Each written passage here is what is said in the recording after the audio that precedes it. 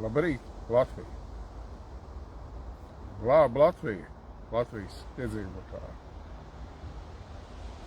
Mums tagad pāris dienas atpakaļ nomainījās valdība, jo tā iepriekšējā bija pie visām mūsu nelaimēm vainīgā. Un tagad nāk jauns baltā zirgā premjerministrs Kulbergs. Kā viss labi.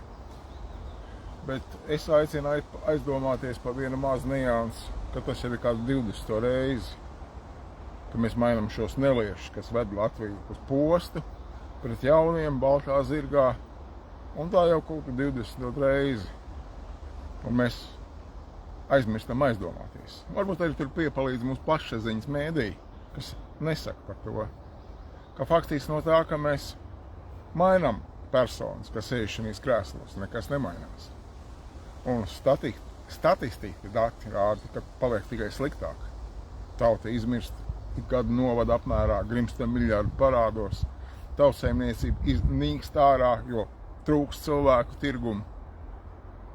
Varbūt tomēr padomājam un glābjam Latviju. Un nevis personālīši šajos krēslos mainām, bet mainām sistēmu. Un tieši šo oktobru mums iespēja nevis būt tā kā iepriekš statistiem, naudas varas režisētā demonkrātijas teātrī,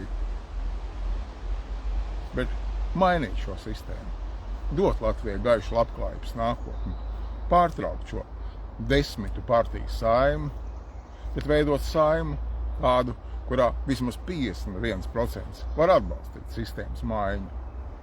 Un pirmais sistēmā, ko mainīt, ir tieši tas, kas mums uztrauc, šī valdība. Viņi nav ieinteresēti, motivēti Latvijas labklājībā. Un tieši tas ir pats galvenais, kāpēc mūsu valsts un tauta izzūd.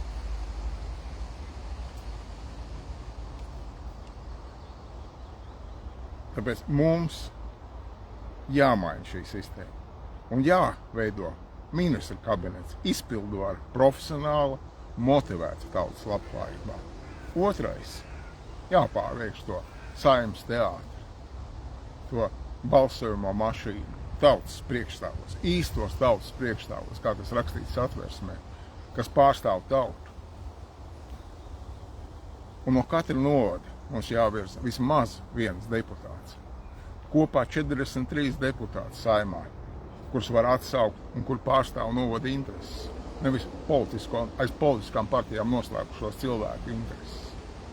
Un pēdējais, par ko mēs jau daudzreiz esam runājuši, augstākai varai. Jābūt tautas augstākai varai.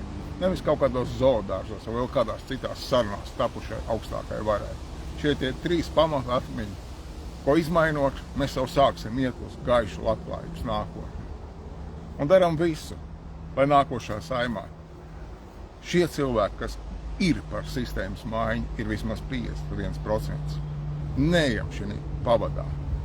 Un es aicinātu aizdomāties, vai patiešām šīs Saeimas deputāti ir kaut ko darījuši, lai tauta dzīvotu labāk.